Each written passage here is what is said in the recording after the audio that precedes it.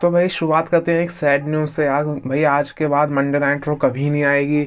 ये आखिरी Monday night रो का एपिसोड था, लेकिन ये आखिरी मंडे नाइट रो का एपिसोड था टीवी पे, क्योंकि भाई अब तो मंडे नाइट रो नेटफ्लिक्स पे चली गई है। तो ये 32 सालों का सफ़र यूएसए नेटवर्क या कहूँ तो टेलीवाइज्ड नेटवर्क पे मंडे नाइट रो का आना फाइनली ख़त्म हुआ। और इस फाइनल एपिसोड में मतलब कि डब्ल्यू ने अच्छा किया, मतलब एंडिंग अच्छी कर दी जो कि याद रहेगी हम सबको। तो वही देखते हैं भाई क्या हुआ। तो अभी हमें कमेंट्री टेबल से पता लगता है कि जे उसो सबसे पहले किक ऑफ करेंगे मंडे नाइट रो को। बट भाई जे उसो के आने से पहले न्यू डे आ जाती है, और भाई न्यू डे को भाई क्या बू मिलती है, मतलब डोमिनिक मिस्टीरियो के भी अपर लेवल वाली बू मिलती है। भाई उनको कोई बोलने ही नहीं दे रहा। भाई न्यू डे कहती है कि भाई हमें बोलने दो, भाई हम बोलने के लिए आए हैं। भाई कोई बोलने ही नहीं दे रहा।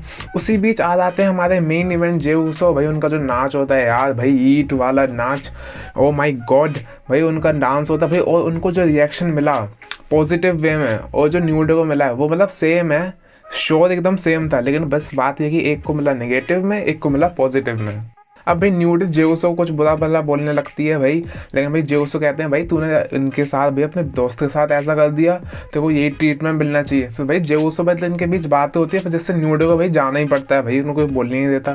लेकिन भाई जैसे न्यूडे जाती है भाई, एक प्रोमो आता है रोमन रेंस को टारगेट करते हुए सोलो सिकोवा का, जिसके साथ उनके दो चपेले होते हैं भाई। भाई सोलो सिकोवा कहते हैं भाई देख जेउसो, तूने मेरी ब्लड लाइन ज्वाइन नहीं करी ना, तूने बहुत बड़ी गलती कर दी। अब मैं तुझे तो सबक सिखाऊंगा, लेकिन तेरे से पहले मैं रोमन रियंस को हराऊंगा अगले एपिसोड में मंडे नाइट रो के, और ये उलाफाला मेरे पास ही रहेगा। और फिर मैं तुझे जिमी ओसो, सैमी ज़ेन और फिर सीएम पंक को तबाह कर दूंगा। तो भाई एक प्रोमो तो एंड कर दिया भाई, मतलब हाइप करने के लिए ऑब्वियसली मंडे नाइट रो के मैच को।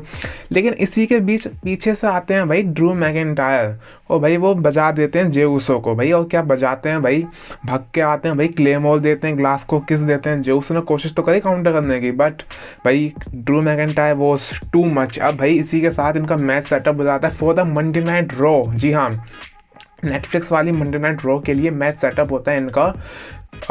मतलब 1-on-1 मैच सेटअप हो गया भाई इनका। और ये भाई डब्ल्यू ने काफ़ी स्टैग कर दिया मंडे नाइट रॉ का पहला एपिसोड और नेटफ्लिक्स, जिससे भाई कोई मिस ना कर सके उस एपिसोड को। अब एक मैच होता है भाई जो मतलब एडवर्टाइज था पहले से, ओटिस वर्सेस चैट गेबल का। भाई इस मैच में भाई एक तो भाई आउटसाइड इंटरफेरेंस बहुत ही होती है भाई। चैट गेबल की भाई वो अमेरिकन मेड भी आ जाती है, और साथ में अकीतो टोजावा और मैक्सिन डुपरी भी आते हैं। लेकिन भाई इन दोनों के बीच भाई मतलब वही वो कह सकते हैं कि भाई अमेरिकन मेड ने कर दी इंटरफेरेंस। उसकी वजह से भाई चैट गेबल ने एंकर लॉक लगा रखा था वो ओटिस को, ओटिस ने भी एंकर लॉक लगाया, लेकिन इन द एंड भाई चैट गेबल का एंकर लॉक भाई वो रोप के पास पहुंच भी गए थे, लेकिन रेफरी देख ही नहीं पाया इंटरफेरेंस की वजह से भाई। लेकिन तो फिर इन द एंड भाई टैप आउट करना पड़ा ओटिस को, और ये मैच जीत गए चैट गेबल। तो कि जो कि जीतना भी था भाई उनको, चैट गेबल को भाई अभी स्ट्रॉन्ग दिखा रहे डब्ल्यूडब्ल्यू।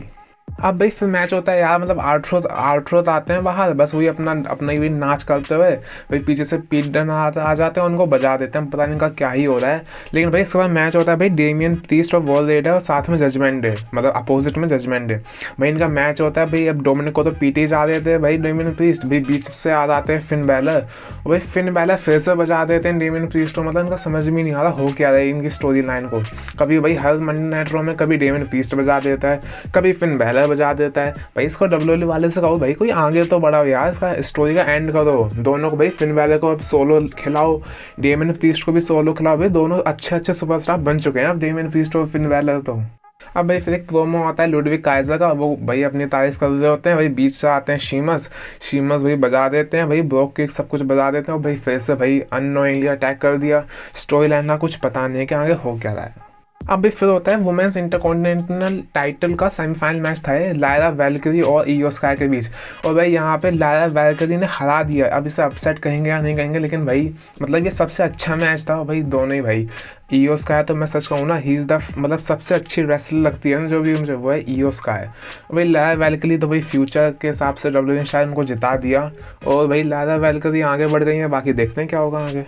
अभी अब आता है शो का मेन इवेंट, जो कि सेथ रॉलिंस और कह सकते हैं सीएम पंक का फेस ऑफ होता है। भाई सेथ रॉलिंस आते हैं, वो कहते हैं कि भाई ये जो हमारी राइवलरी है वो 10 ईयर्स इन द मेकिंग है। भाई वो सेथ रॉलिंस सीएम पंक को बोल देते हैं self proclaimed best in the world, तो भैया मतलब ताना भी दे दिया और फिर ये भी बोल दिया कि भाई मैं तो तुम्हें हर शो में मिलूंगा, बट क्या सीएम पंक तुम्हें हर शो में मिलेगा। अब इसी बीच में आ जाते हैं सीएम पंक एंट्रेंस करते हुए।